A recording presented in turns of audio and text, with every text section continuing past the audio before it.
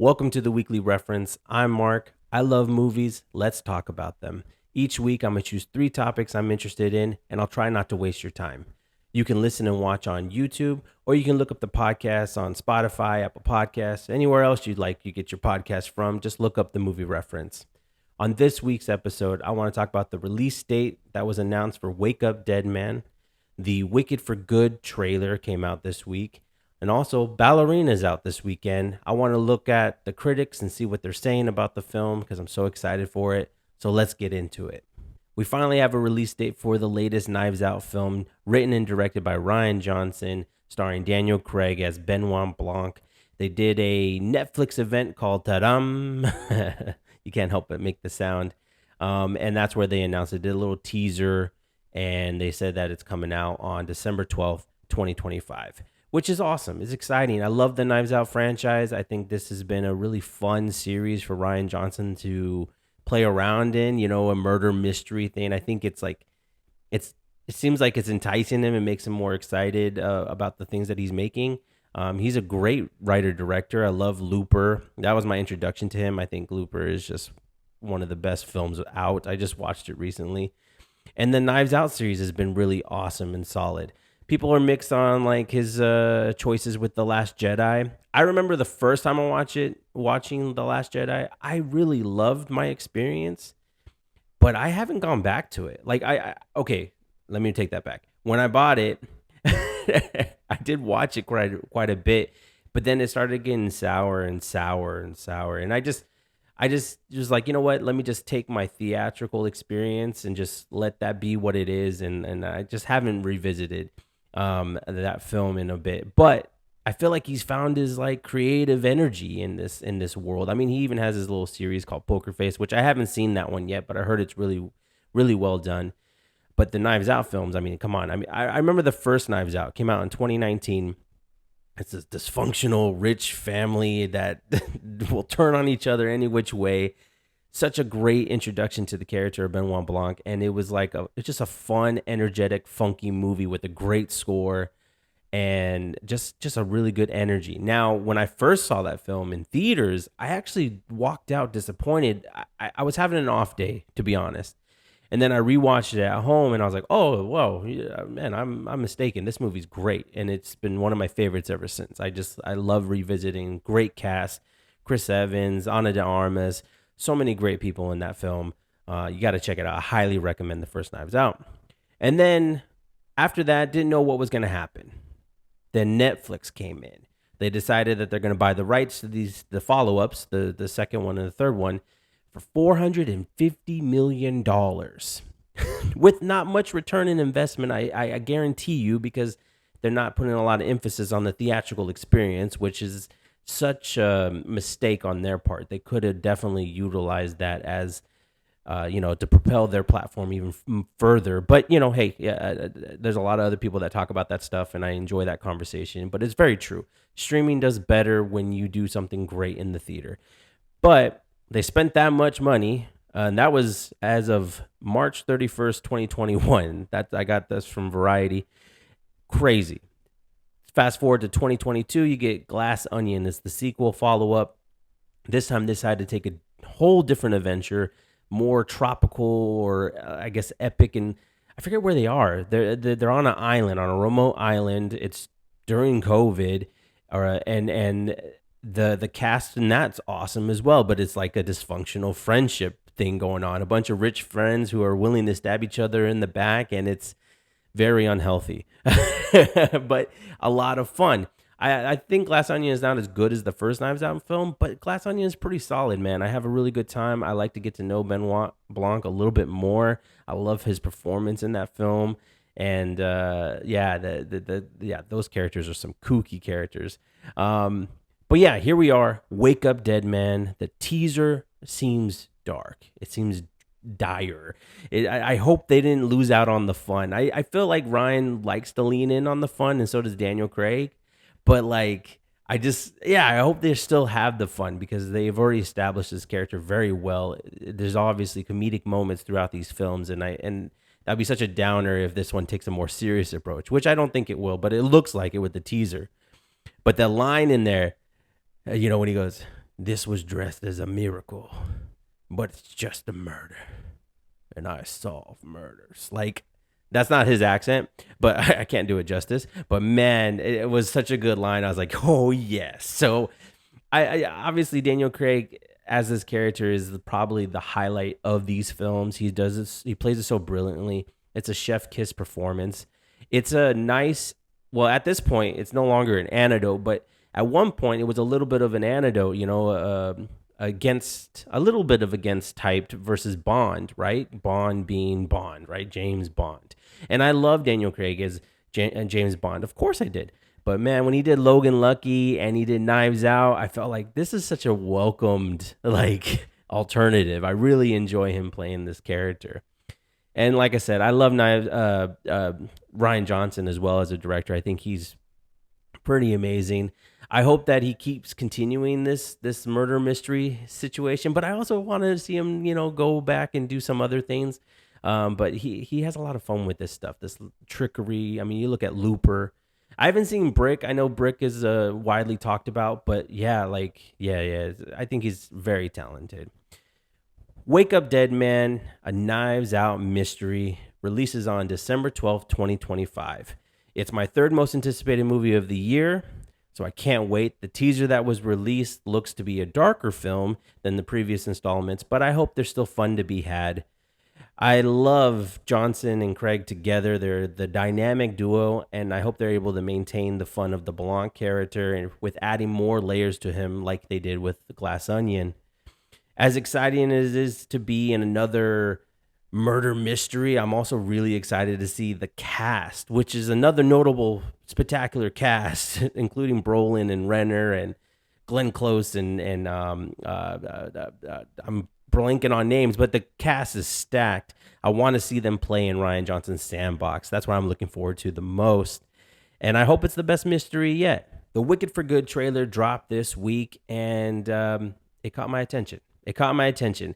Listen, I never reviewed Wicked on this platform in any capacity. I did talk about it a lot when I first started this channel or restarted this channel. And because I was listening to all the hype, right? And there was a lot of hype surrounding this film between the Oscars, the interviews. I enjoyed listening to Ariana Grande on Smartlist. And then, of course, my sister and my sister-in-law raved about this film. So when I sat down to watch Wicked for the first time at home, it didn't live up to the hype. I was a bit disappointed. I was a bit underwhelmed. And I'm a theater guy. Like, I love going to the movie theater. That's where movies belong. And watching stuff at home is more like this is where you rewatch things. So I think my experience is kind of that. And I'm not saying going to the theater is going to make every experience that much better, but it's different when you have a toddler running around, right? Like, so the first experience I had, I was like, man, this is kind of mean spirited. I don't know. The songs, I didn't really stick with me. It just was, I wasn't like emotionally connected like everyone else was. And I thought, man, there's something wrong with me. I just didn't have a great experience the first time watching it. But then I saw this, the trailer came out and I was like, I'm curious. Maybe it'll capture my attention a little bit. And it did. It really did. I thought it looked darker than the first one, despite, we know these films are beautifully colored. But, like, it seemed darker. It seemed like, okay, Elphaba is now she's on her revenge mission. Let's see where it's headed. And there seems to be a time jump in this trailer and all that stuff. And listen, I have a weird thing with The Wizard of Oz anyway. Listen, I watched it a lot as a kid. But it's also one of those movies that, when I was watching it, my parents came and told me that they were getting a divorce. Yeah, unpack that trauma. No, thank you. But that's what happened. So it's kind of ironic. No Place Like Home, and my home was being broken up. But like, so I have this weird relationship with The Wizard of Oz, and I haven't gone back to it since I was a kid. Thanks, parents. But the trailer though it kind of reminded me of what I loved about the first one though, because there was a lot of things that I really enjoyed about the first one, despite not feeling like on everyone else's level. So it made me go back to rewatch Wicked, which is kind of a good thing, right? You put out a trailer and you're like, well, this is a pretty solid trailer. I'm interested to see what happens with the rest of the story, and then all of a sudden, yeah, here I am. I'm watching the first Wicked, and this time I have a completely different experience with this film. I actually thought I had more fun with it. The music stood out a lot more than it did the first time. I was able to get involved with more of the characters. There's definitely some things that I feel it's too long. There are some mean spirited humor moments that I know it's supposed to highlight how awful a certain character is, or trying to make a character seem endearing, but it just sounds bad coming out of their mouth. I don't know, something to do with the character. I don't know. It just some of the humor didn't work. It kind of reminds me of how the Grinch stole Christmas a little bit. If you've seen the one with Jim Carrey. And it's like, oh man, why is everyone picking on Alphaba? Who cares if she's green? And I know I just couldn't turn my brain off of that. I was like, who gives a crap? But the thing that I loved about the movie is that, or what I admire, is the Hollywood of it all. It feels like a Hollywood film. The production design, the costumes, the cast, like everything's top notch. The performances, the choreography. And going back to see it, I was like, oh man, I really slept on this movie. So I kind of walked away, kind of warmed up to the film, and even more excited about the sequel than I was initially, because I went into the trailer going, I don't know, part two. Like, I'm bad with prequels. I'm bad with prequels. I'm bad with spinoffs, especially when you know where the prequel's headed, right? It's so bad. You look at Star Wars, and there's some things that where it works, like a Rogue One. That's a cool story to tell, even though it's a prequel to A New Hope, right? But that's a cool way to look into it, to figure out how they got the Death Star plans. But then you look at something else, like now I'm blanking on some prequels. Oh, like Anakin Skywalker. Like, I'm less interested in seeing how Anakin became Darth Vader. I like him being Darth Vader already, and then leaving everything else a mystery, right? And that's kind of how I feel with this. Like, unless you're gonna go for a broke, if this prequel is worth it, then okay, let's see Alphaba go full Wicked Witch of the West, right? Let's see how it happens. If you're gonna make it happen, make it happen. Live up to that promise. And I love the color scheme. I think it's awesome. It's I don't know, man. There's a lot of like wonderful things about the movie, and I really like John M. Chu as a director.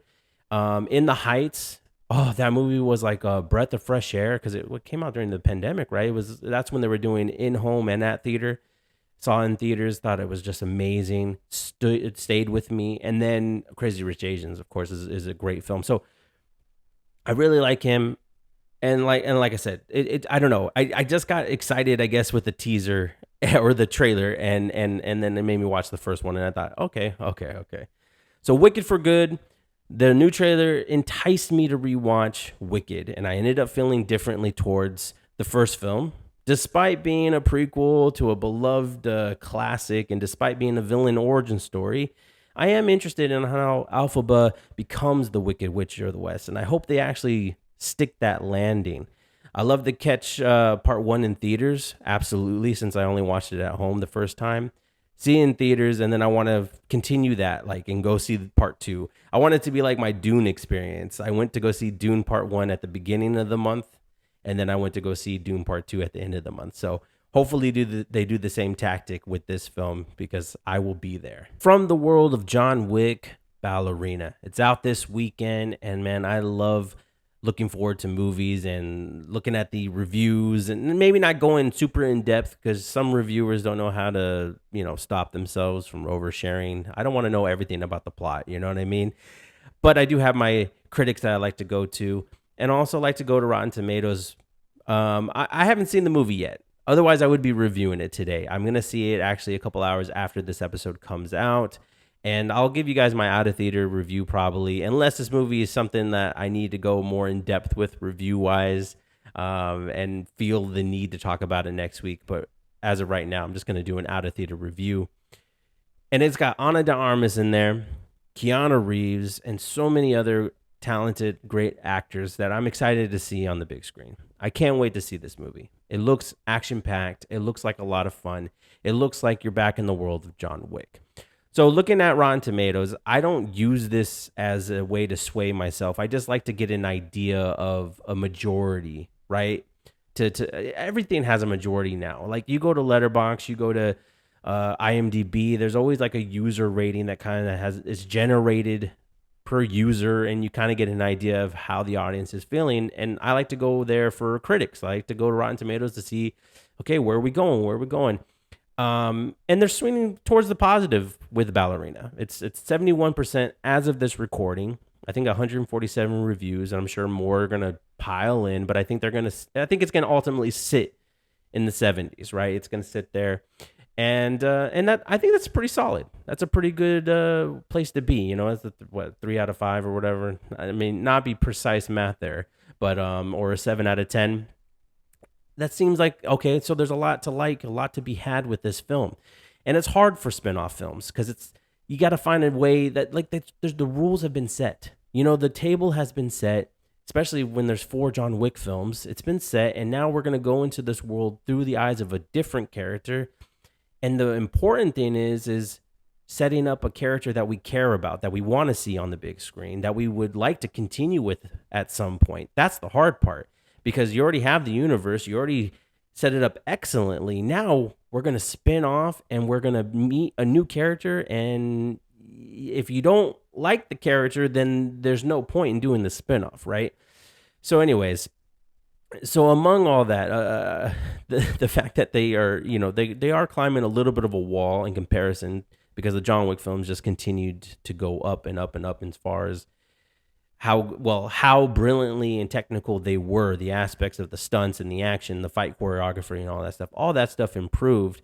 The first movie has the most heart though, right? The first movie has the most heart. And that was the thing with the Ballerina is like, are you going to have the heart? Are you going to feel like that great foundation that we want to continue this journey with Eve, right? That's who Ana de Armas plays in this film.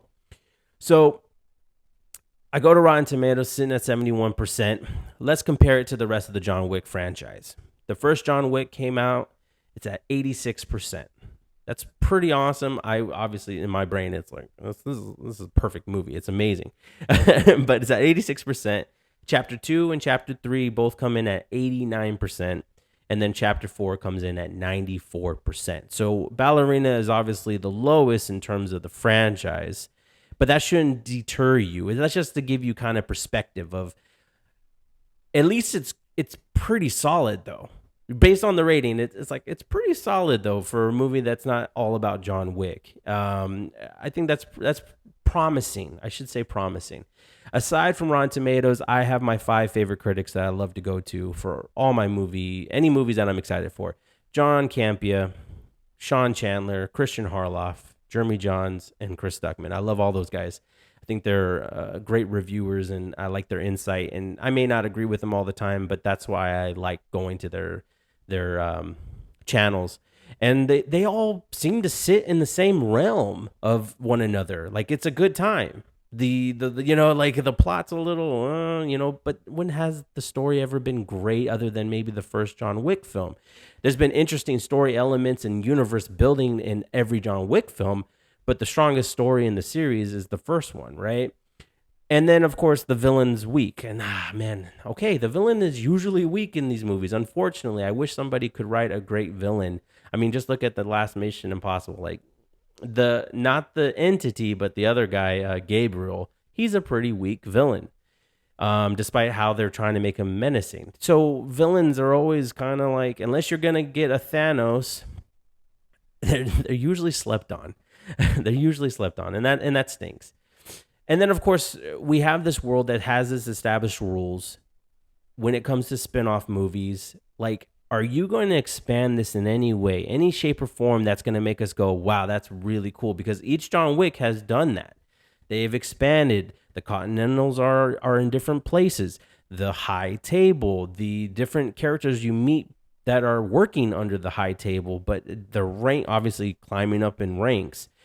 And so what is the Ballerina going to offer? And so, yes. And I don't know. I don't know what it's going to offer, but it looks like a lot of fun. Everybody seems to be gravitating towards the fact that it has a lot of great action in this film, a lot of amazing jaw-dropping moments, and a lot of time, apparently a lot of moments of like, you're going to remember like certain specific things that you're going to call out. Like, you remember the scene when? You remember when this happened? And like that, I'm excited. I want to go to the theater and I want to go have fun. Does the story have to be super awesome. No, I don't think you have to do that. If it's just a revenge thing, okay, that's a trope that we use all the time in action movies. But is the character compelling? Are you expanding the universe? If you're doing all that stuff, then you're okay. Are we going to feel like we're in the John Wick universe? That's even more of a plus because I have 4 movies that I love because of John Wick, because of Keanu Reeves and Chad and David who put all this time and energy into this amazing franchise. So I want to see it continue. So Ballerina feels like generally everyone feels about the same about this film. The story isn't strong, the villain's kind of weak, but the action is fantastic. Ana de Armas apparently is made to be an action hero, which is awesome to see because she did so great in No Time to Die in that one little scene in Cuba. I want to see that. Apparently, there's a sense that we are back in the John Wick universe, which is great. And I hope that we are expanding that universe a little bit. And I hope we're expanding this story enough to continue with Eve, unless this is just a one and done spinoff and we're going to go see someone else in another way. But at all points across, it seems like this is a worthy spinoff. And I for myself, I can't wait to go see it in a couple hours, man. So yeah. So there's this week's The Movie Reference. Thank you guys for tuning in. Drop a comment, say hi. Tell me what your thoughts are on Wake Up Dead Man, the Wicked for Good trailer. Am I insane for not liking Wicked the first time I saw it? And then what are your thoughts about Ballerina? You're going to run out and see it this weekend? Please let me know in the comments. Hit the like button, subscribe, do all that. Otherwise, I'll see you guys next week.